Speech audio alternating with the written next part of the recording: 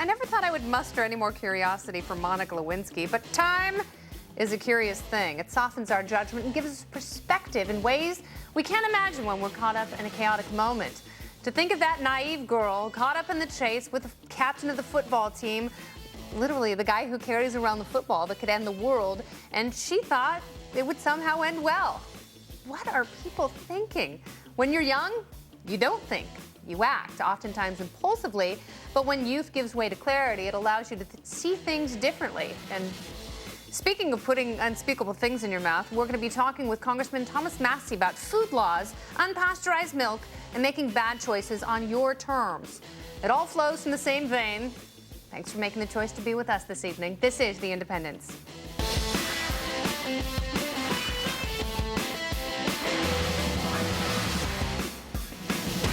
Well, hello and welcome to the show. I'm Kennedy. Very glad to be with you tonight, joined by Reason Magazine editor-in-chief Matt Welch and Camille Foster from Free Think Media, an entrepreneur and a liberty lover extraordinaire. Together we are The Independents. Boom, boom, boom. Let's knock it down. Indeed. Today, it's all about St. Monica. The story of the intern in the bad hat with the blue dress will always inhabit a special, if not uncomfortable, place in pop culture. The most famous ingenue since Lolita comes up for air and airs some dirty laundry from the Clinton saga. She's writing for the first time in a long time about the affair that almost brought down the presidency. She says, quote, "I myself deeply regret what happened between me and President Clinton. Let me say it again. I myself deeply regret what happened." Sure, my boss took advantage of me, but I will always remain firm on this point. It was a consensual relationship. Any abuse came in the aftermath when I was made a scapegoat in order to protect his powerful position. Will her power upset Hillary's apple cart?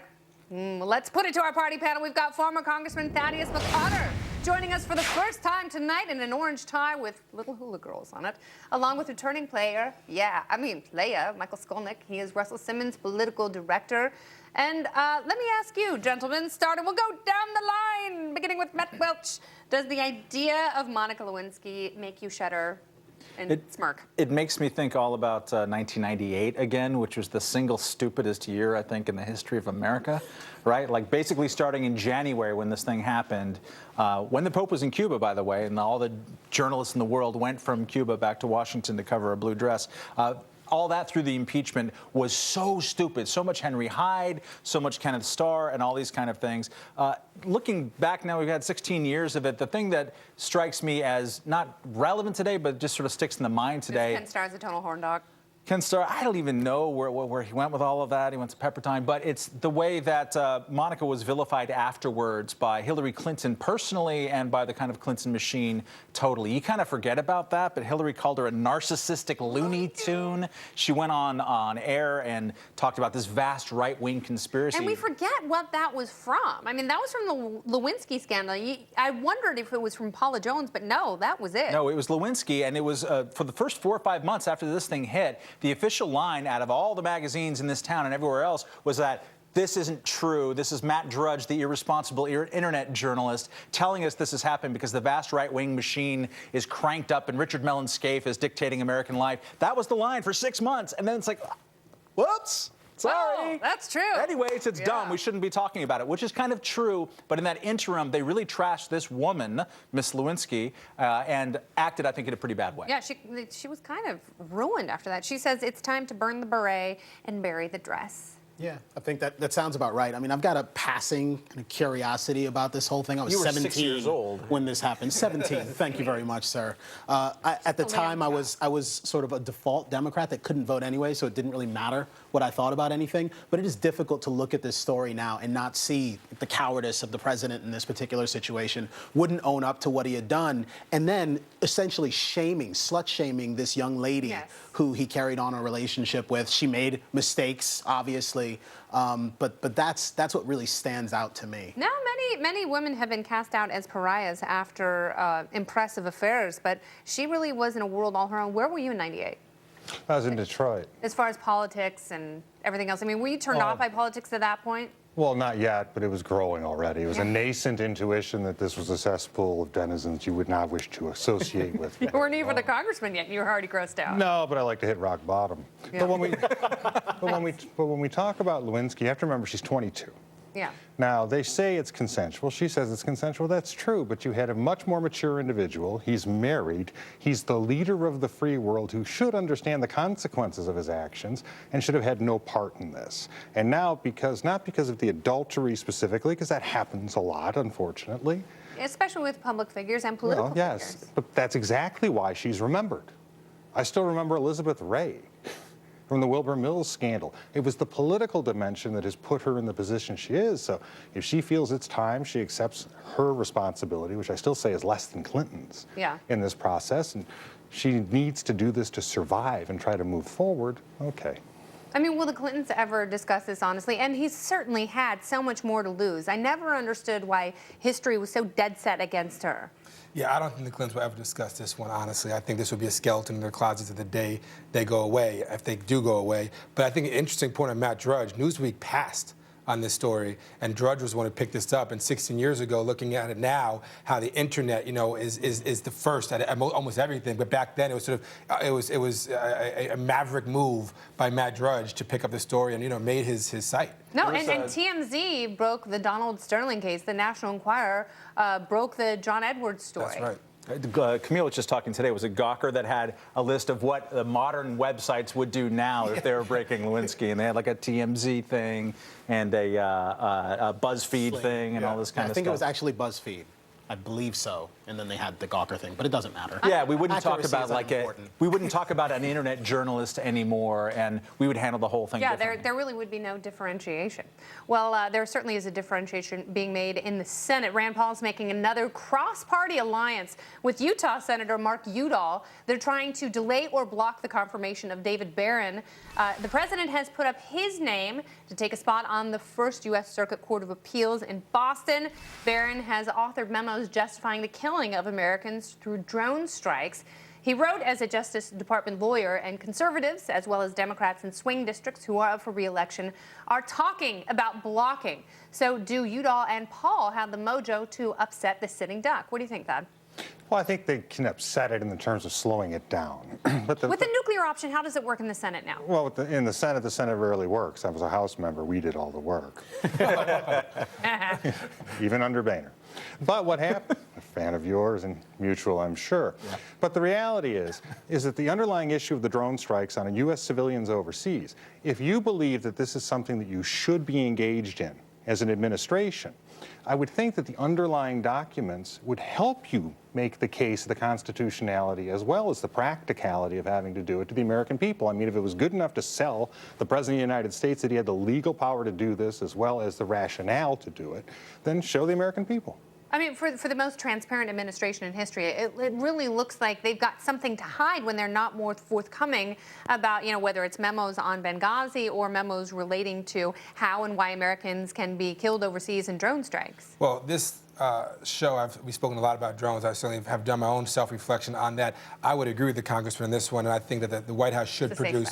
I don't think I think it's a safe bet, but I think they should produce these papers. I have come to disagree with the White House on killing American citizens with drones. I think it's a bad precedent to set, and I think that you're right. I think that they should produce these papers before any vote comes before the Senate. And the Senate has really, specifically Rand Paul, taken the lead on this. And, with the nuclear option, we worry that all of these appointments would just kind of be rushed through. But that's not the case because, there is so much Democratic turmoil. Yeah. Why is it that this cause bubbles up in the Senate and sort of bleeds to the American public? Because there's this nascent civil liberties coalition that crops up whenever the NSA is discussed and whether other things having to do with surveillance is discussed. And when you're talking about droning Americans as opposed to droning those Yemenis, suddenly people get upset about it. Rand Paul is being pretty clever here, and Congressman Udall or Senator Udall, in that they're just looking for documents. And already the White House has indicated a couple hours ago, yeah, we might cop up some of these documents here. The same thing happened during Rand Paul's calls filibuster, right? He said, give me some written rationale for if and when you're going to drone American civilians. And they finally got some rationale after all those hours. So it's a good exercise. They're not going to eventually block the guy, but it's using whatever small little leverage that they have to try to get some information to kind of move the country in the direction of transparency. And to be clear, we're not talking about sensitive intelligence. We're talking about the intellectual, legal basis, constitutional framework for doing this. We're not revealing secrets here. I think they might block them. I think in an election year, you have a lot of conservative Democrats who are up for tough elections, and especially in the Senate. Especially in the Senate, they may say, "Look, this is Obama. We're not with you on this one." It's not just conservative Democrats; it's civil liberties Democrats. Anyone interested in those things ought to care about. Yeah, this it's not just conservative districts; it's districts, it's swing districts with a lot of independents, where people are paying attention to issues like this. And we'll have our panel back in just a little bit, so hang tight. That Michael. And speaking of liberty-loving congressmen, that adorable Thomas Massie returns to tell us how we're being cow-blocked on fresh milk. Food freedom, grab a serving. Next, it's The Independents.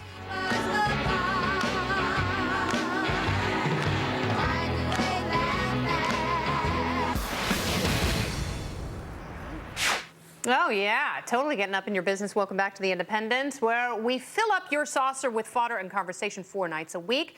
Why should the government tell you what to put in your body? Whether someone else finds it egregious, that's their own hang-up. And you know I'm right about this. Kentucky Congressman Thomas Massie, he agrees with me on part of my argument. He is the co-author of some legislation that will allow you to have your milk and drink it too. What do some government busybodies have against fresh, delicious dairy products? Congressman Massie, welcome back. Good evening. Good to be here. Well, thank you very much for taking the time. So you are the author of both the Milk Freedom Act of 2014 and the Interstate Milk Freedom Act of 2014, which I'm guessing is the RICO Milk Act. So tell me about the Milk Freedom Act. And they can take our milk, but can they take our freedom? Well, let me tell you, first of all, your show is the appropriate place for this bill. This has bipartisan support. Democrats on the left, Republicans on the right are supporting this. And basically what it says is if it's legal in your state to raise dairy and sell raw milk, that the federal government won't come in with the heavy hand of the law and arrest you for selling raw milk if you transport it across state lines. So my first bill, you mentioned I have 2 raw milk bills. The first raw milk bill would just get the government out of the business of raw milk altogether. The second raw milk bill is a little for those who are a little bit more timid and has more co-sponsors. And it says that if it's legal to grow or to sell raw milk in one state and legal in the other state by state law, then the federal government won't arrest you for transporting milk across state lines. I know it's ridiculous. We're talking about milk and the fact that farmers have been raided for selling raw milk, but that's the case. I mean, this is pretty incredible, and I know you know the beef game pretty well. Yeah. When did the government get up in milk producers' business? Hey, that's a great question. You know, for thousands of years, we've been consuming raw milk. And in fact, Congress has never passed a law banning raw milk. What happened was in the 80s, and this should sound familiar, the FDA argued that it wasn't worth their time or the energy or the taxpayers' dollars to regulate this. Well, they were sued, and they lost the lawsuit. So they were basically forced by the courts to ban raw milk, the interstate transport of raw milk. So this is not a law that's ever been passed by Congress. So fast forward from the mid-'80s to today, imagine you're on your farm milking your cows at 5 a.m. and black SUVs and police cars with the lights flashing show up at your door. They get out in armor suits with guns drawn and show you a search warrant in front of your children and tell you the gig's up and they're going to confiscate all of your by the way, material. I mean, that is not an unrealistic scenario. We were talking with one of your colleagues, Chris Stewart from Utah last night, and he was talking about all the branches, all the government departments that have their own paramilitary units. I mean, they literally, and it's not going to be the FBI or the local sheriff. This is going to be, someone from the Department of Agriculture who has a SWAT team who's going to knock down your barn door. Right, and this is not a hypothetical situation. This is happening. It happened to a farmer in Pennsylvania, an Amish farmer. You know, we've got so many resources in the federal government, and we've solved so many problems that now we're doing undercover sting operations and going in and buying raw milk where it's legal to buy raw milk, but doing it under telling this farmer, well, we're going to take it across state lines. He still sells it to you. He doesn't care what you do with his raw milk. And then they show up after a one-year sting operation, pretending to be people they aren't, pretending to be willing buyers of his raw milk, and then show up and put the guy out of business. This happened. This is true, and it's happened more than once. Congressman Massey, is there anybody on the FDA or anywhere else in the regulatory apparatus who argues in favor of being able to raid raw milk? Is this just kind of a faceless bureaucracy sending out goons once in a while? Are there people who make an intellectual case for banning this stuff? You know, the folks trying to make the case here on the Hill are ironically the milk lobby. They're saying that the product is dangerous if it's not pasteurized. And as my wife said, you know, the lactose lobby here is so intolerant of my bill. They came out swinging hard when I introduced it. I introduced this bill with 20 co-sponsors, again, from the left and the right. And I think it took them by surprise that there are that many people that support food freedom on the Hill.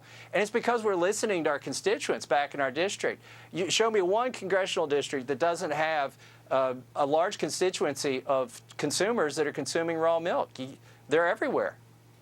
Well, Congressman, I wonder, just quickly here, because we've only got a few seconds left. Yeah. Are there not sufficient incentives on the part of the dairies themselves and retailers to protect consumers? Why does the FDA need to get involved in this situation, in this particular market, or any other food market for that matter, at all? The FDA shouldn't be involved in this. There's no constitutional nexus for them to just outright ban a food product.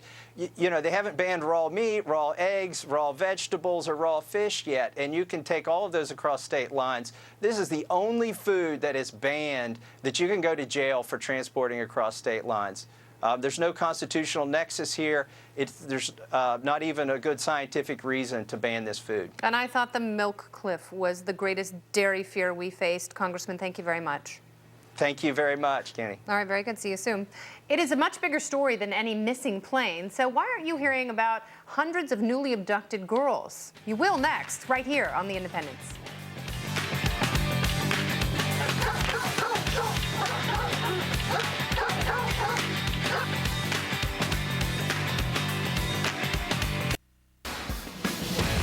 Welcome back to The Independence, and if you went missing, I would go to the ends of the earth to find you. If you're missing in Nigeria, good luck, Jonathan. That's actually the president's name. What a crazy place. Folks in that beleaguered African nation are protesting, saying the government is not doing nearly enough to return the almost 300 teenage girls who have been abducted in the last 3 weeks by Islamist militants. They've been nabbed by a terror group called Boko Haram, and the leader says, quote, "I abducted your girls. I will sell them in the market by Allah." Now, I'm no religious scholar, but I'm pretty sure Allah would not be too thrilled about you selling young women as sex slaves. In fact, if you're speaking in his name without his permission, it's not only spiritual copyright infringement, it's grounds for burning in hell. President Obama has sent technical advisors to Nigeria, and even long-faced Secretary of State John Kerry is also involved, and hopefully goodness will prevail, and all of these girls will be safely returned to their families, and the perps will die a fiery, uncomfortable death. How libertarian of me. It's a desperately sad story, but I think some context is appropriate as well. Nigeria is a dangerously corrupt, has a dangerously corrupt government, very impoverished country, and sectarian violence has taken place there for a very long time between Christians and Muslims. Not too long ago, about a week ago, if I'm not mistaken, upwards of as many as 300 Muslims were killed by a group of Christians. This sort of thing happens routinely. And the question for us in the United States is, can we actually go into situations like this, pick the good guys from the bad guys, and make decisions? In this particular case, it does seem rather obvious that these guys are bad. But I think even sending folks there to have conversations with, again, corrupt political officials who, mind you, disregarded whether actually tried to imprison protesters who were saying, save these girls. Yeah. This suggested that maybe they weren't missing at all. I don't know that we can really help them. In Africa? Yeah, it's surprising and astonishing, isn't it? But I mean, this has been a historic problem, and it's just worth having that context It's so in the back of our sad. I mean, I think about these parents. I think about these 300 teenage girls who are no different from teenage girls in this country. And imagine if that happened in this country. Imagine if it happened in Canada or the UK or France. The international outcry. So. Well, there is at least some international outcry here. There's an interesting nexus between. There's interest, but there's not an outcry. I mean, people are obsessed with the plane. There have been protests in Washington from the Nigerian embassy. Yep. You see Secretary of State Kerry, President Obama are finally reacting to some of this right now. They feel a sense of pressure about this. I think what happens when America gets into a periodic kind of sense of the public opinion wishing for there to be a retrenchment. We never actually retrench from the world, sadly, but the public is totally fatigued about things. Unfortunately, what happens a lot is that people get emotion fatigue or caring fatigue about stuff that goes on in the world. Jay Leno and his wife right now are protesting the Beverly Hills Hotel. Beverly Hills Hotel. Because the Sultan of Brunei is a D-bag and all that kind of stuff, which is great. And an owner. It reminds me of the Taliban in the 90s. In the 90s, America went through a period where the public really wanted to retrench in the world. Totally understandable. Then no one really wanted to talk about the Taliban. It was Jay Leno's wife. It was a few places. Tabloid.net, a thing that I used to work for, cared about this stuff. But people were fatigued about hearing about it. They shouldn't be. You should never be fatigued when a group of fanatics say God is great and then kidnap a bunch of 13-year-olds to make them sex slaves. You should always pay attention to that. What to do about it is a different question entirely, but don't let your own sense of emotion get fatigued. This is awful. No, it's worth paying attention so long as we understand the nuance. I think what ends up happening is these things turn into memes. Save Darfur, grab Coney, and then what? Like, what actually happens? This is a brush fire in some respect. This is one incident of violence, and it is terrible and it is awful, but it is happening all the time, and it is because of fundamental and systemic problems in this particular region of the world. Maybe the Malaysian flight was brought down by fundamentalist Islamists as well. We have no idea. Well, we have no idea, but they spent, what, $40 million already looking for that plane? Exactly. Yeah. And we should keep our eyes open to the fact that there's a long-standing religious war happening, not just in Nigeria, but in many parts of the continent of Africa. That's not going to work itself out in the next 10 days or 10 weeks. Why does no one talk about the common thread? The common thread in almost all of these stories is, extreme Muslims. Well, there are again, in Africa, there are Christians killing Muslims and there are Muslims killing Christians. It is not that simple. It's not that cut and dry. Well, there are Muslims killing everybody. I mean, look at the Kenyan mall massacre. Again, we're talking about the Nigerian situation. We can talk about just about any situation and all kind of points in the same place. I hate to sound like Gavin McGinnis, I'm not so maybe sure I should grow a little bit of a hipster at here. At the most, you might be talking about maybe 1%. Yeah, you know what? Relativism actually can't be applied here. But thank you very much. Relativism. It's totally relativism. No, it's yes, not. it is. It is. And sometimes it works. Most of the time it does. Here it doesn't. And thank you. All right, a little Buddhist breakdancing for the late, great MCA. How private liquor stores might kill Pennsylvania kids. And Hillary's guilty pleasures. Grr. The topical storm is next.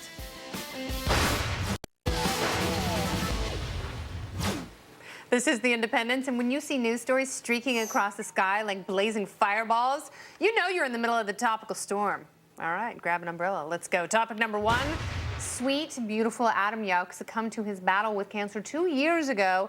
And to honor the one and only MCA, some men dressed as Tibetan monks honored the fallen Beastie Boy the only way they knew how, by breakdancing in Union Square. Adam loved snowboarding and basketball and Buddhism and life. And I still get so sad when I hear the Beastie Boys because I can't believe I will never see them again in concert. Rest in peace, little buddy. That's sweet. Something so awesome. I don't know if they were real monks. Like, there's no way of knowing. What were we supposed to do? They're obviously real monks. Look at that. That's a party, breakdancing monks. This is why America is the best country in the world, by the way, because we have the best breakdancing monks, even better than France. There's a MCA park in Brooklyn, as a matter of fact. Yes. Not too far from where I live. That's true. Beautiful. All right. Well done, monks. Topic number two. It only takes a little bit of greed to kill a child. And a cheesy union ad to kill a good buzz. In Pennsylvania, some private retailers want to sell booze. How disgusting. And they should be able to if their customers demand it. But the union representing liquor store clerks has packed more nonsense into one ad than bubbles in a six-pack. Two moms discuss how dangerous it would be if liquor were sold in stores where kids can get a whiff of it and turn into degenerate drunks by proximity. Take a look. You know, some Harrisburg politicians want to give big companies the right to sell beer and wine in supermarkets, big box stores, even gas stations. That would be so dangerous for kids, having alcohol available in so many places. I read the same kind of law in North Carolina is killing one child every week. Oh, my. Oh my. Oh my. gosh. How am I going to get rid of this constipation? I'll have to poop out some more of these horrible ads. So how exactly do liquor stores and gas stations selling beer kill kids? I have no bleeding idea at all. And I think at some of these state-owned liquor stores, you have to buy in bulk. Right? So if you're a kid, you get a fake ID and you go in there like, sweet, party's on. I got a case. I'll take the pallet. Steinerbach, here we go.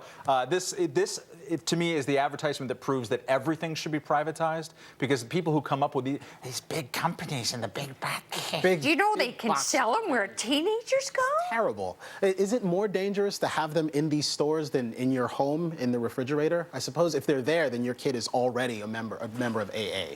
Right? Oh yeah, no. If you've got beer in your fridge, where children are, children are in home. Children in your home. The government should take over the home. Dangerous. Awful. Topic number 3.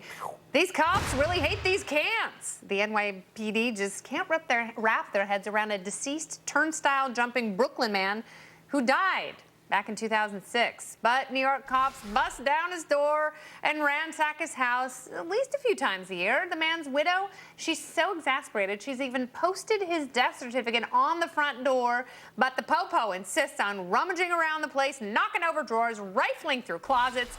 They've been to the house 4 times this year alone. Do they know something his widow doesn't? What are they hiding? Lazarus? They should get an injunction against this. I mean, at some point, they're damaging the place. I don't know if they're bored. There's J.D. Tuchili at Reason was talking about that maybe they're targeting the woman's son, that they've been suspecting him of something or not, or thinking that they can squeeze money out of them or whatever. But at some point, they're damaging your house. You have no legal recourse against this stuff. We have raids in this country every day, many of them with these paramilitary kind of organizations using way disproportionate force. They break down your door, they shoot your dog, and you get nothing in return. It's awful. There should be a way. Not every time. No, not at all. Not every time. Don't vilify all cops because they're all. I am not vilifying all cops. What I'm saying is that disproportionate force is used every single day, even when no one gets hurt. Yeah. They're busting down doors. They're doing these kinds of things. So many of these raids are unnecessary in terms of how much force is used. You can knock on the door, say, "Can I come in? I have a warrant." You can do that. And then they break the stuff. And there are certainly good cops out there, but when we see stories like this, and we see them with increasing regularity, that only suggests that we need to have transparency. It's imperative that there is transparency and accountability, and cops have to be responsible for things like this when they do. They do, and they shouldn't break your stuff. Yeah. Good cops don't break nice people's things. Yeah, and that's the lesson. Topic number 4, Hillary Clinton is a mysterious lady. An open book 1 minute, coy and closed off the next. And she's a wild, cougarific horn dog to boot. At least that's what one can infer from her recent comments about guilty pleasures. What is your guilty pleasure? Let's see. Are there that many? Well, I'm just trying to think of, the G-rated ones. No, I don't think it. Hopefully it's something involving a ball gag and a corset. No, what is she hiding? No. Look, the next rating up from G is PG, and that's just if you cuss a little bit. So let's just prefer to think that she really effing loves chocolate. That is all that means. Did you just make a fat joke? Did you just call her fat? No, she said in the thing. She loves chocolate. Yeah, that's what she said. I love chocolate. Not fat. Okay. I'm not the only one, Camille. That's good. Mm-hmm. I don't really like chocolate. Yeah, I know. Yeah, not into that. That's your fast comments. All right, well, let's bring back our feisty panel to talk trash about Rick Santorum, because Ricky is back bashing libertarians. And at the White House, it's all about the weather. They're conflating the weather with climate again, because in Washington, it's always raining idiots. This is The Independence.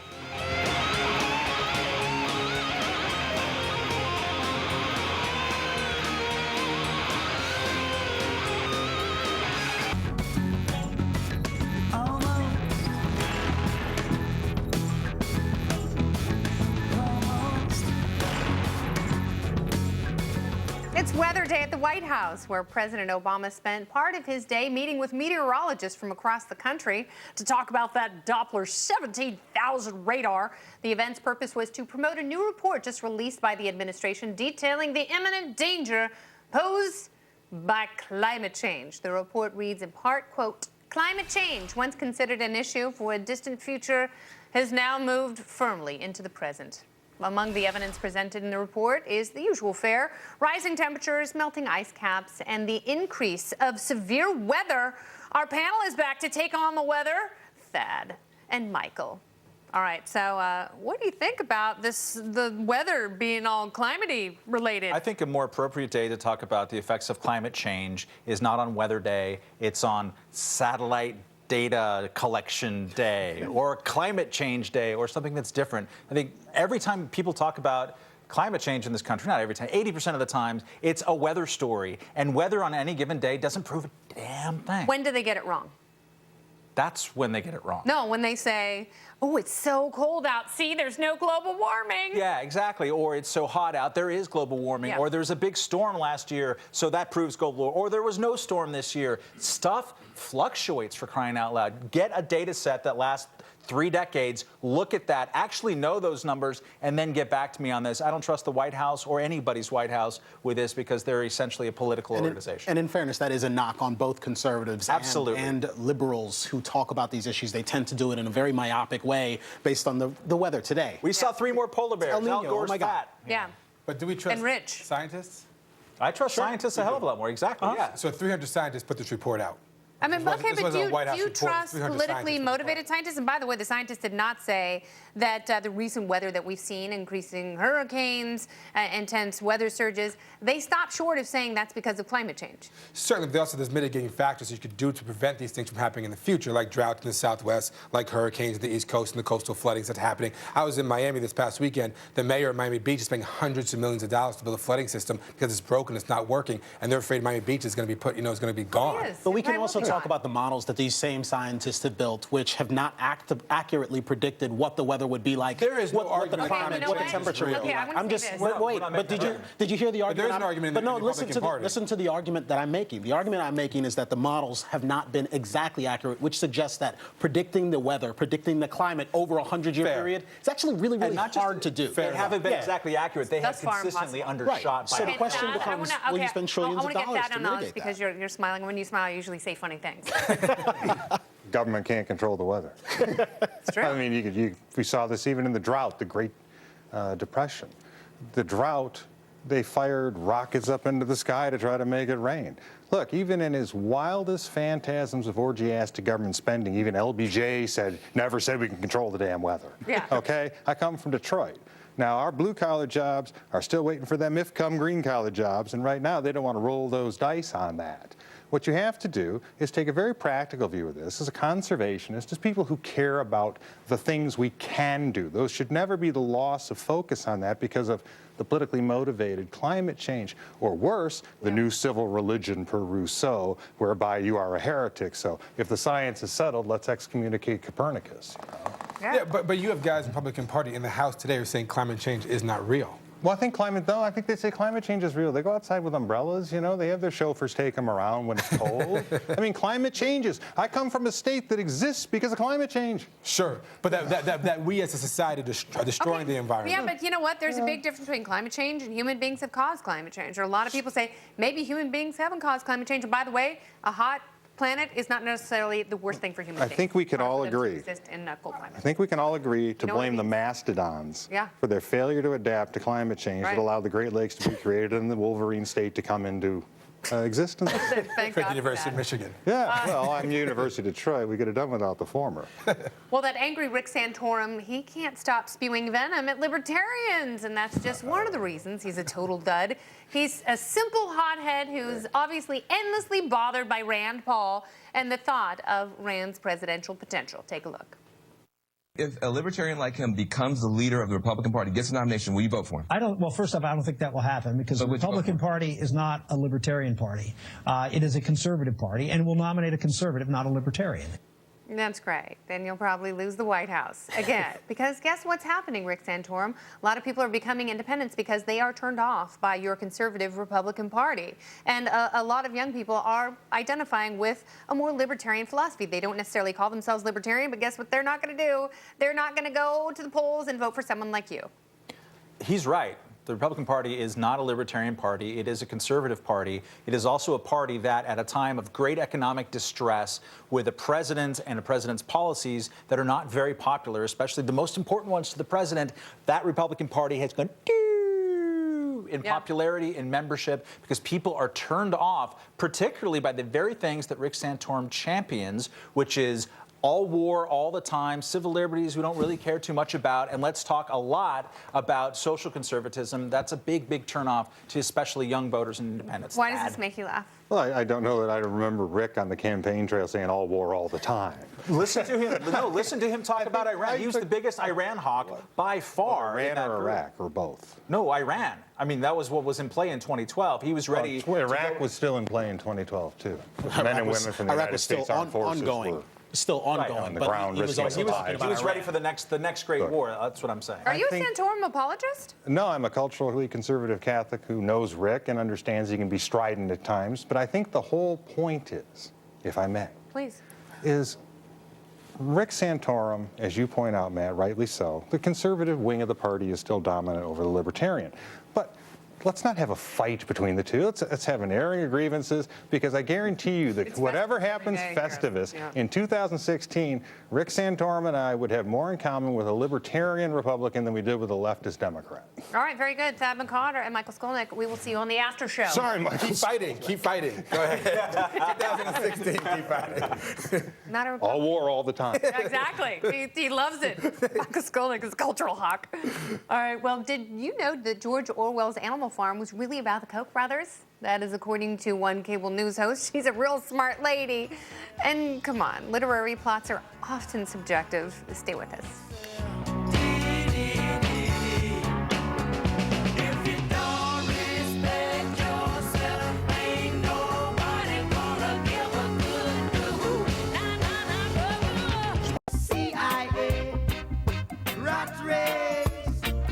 Energy. What? This is the Independence, where we celebrate everything you read in junior high, especially the secretly dirty Judy Blume books. Crystal Ball, which is the name of the drag queen who hosted bingo with me at Hamburger Mary's in West Hollywood, is also the name of an MSNBC host, a host who has conveniently misapplied new meaning to George Orwell's classic Animal Farm. See if you can identify the twisted plot. Animal Farm. Isn't that Orwell's political parable of farm animals where a bunch of pigs hog up all the economic resources, tell the other animals they need all the food because they're the makers, and then scare up the prospect of a phony boogeyman every time their greed is challenged? Oh, yeah, she doubled down on her ding-dongery today, and her creative rebranding of literature has earned a new hashtag, Crystal Ball Book Club. Here are some tweets. @Ryuj tweeted, "A streetcar named Desire, a call for America to abandon private cars and embrace public transportation." Hashtag Crystal Ball Book Club. @Popehat tweeted, "In A Clockwork Orange, a young libertarian outgrows his childish beliefs thanks to public remedial education." And @Jonah NRO wrote, Jonah Goldberg wrote, "War and Peace chronicles the difficult transition from the Bush to Obama administrations." That's funny. Anthony Fisher had a good one, too. "The Gulag Archipelago, the riveting story of Stalin's brave battle against 14 million capitalist subversives."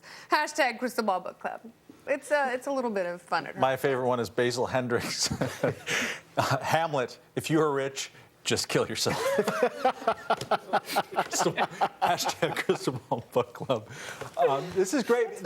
Animal Farm is an allegory about the history of the Soviet Union. It's not hard to know that at all. No, even your leftist super commie junior high teacher would tell you the same thing. George Orwell was a socialist. He was a democratic. Not a capitalist. He was a democratic socialist. He thought that capitalism was going to fail. He got a lot of things wrong, but he also got a lot of things right, including lampooning totalitarianism in 1984, and specifically Soviet totalitarianism in Animal Farm. It's astonishing that someone could have such an I suspect she will only try to defend this very shaky hill one time. Yeah. Because this is really, really stupid. Today, she effectively suggested that anyone who doesn't understand is simply not imaginative enough to understand her revisionist literary criticism, where she simply misapplies things and calls them something totally different than what they actually are. Napoleon and Snowball, this is in her thing today, even have a brilliant propagandist named Squealer, a Frank Luntz or Karl Rove type. Yes,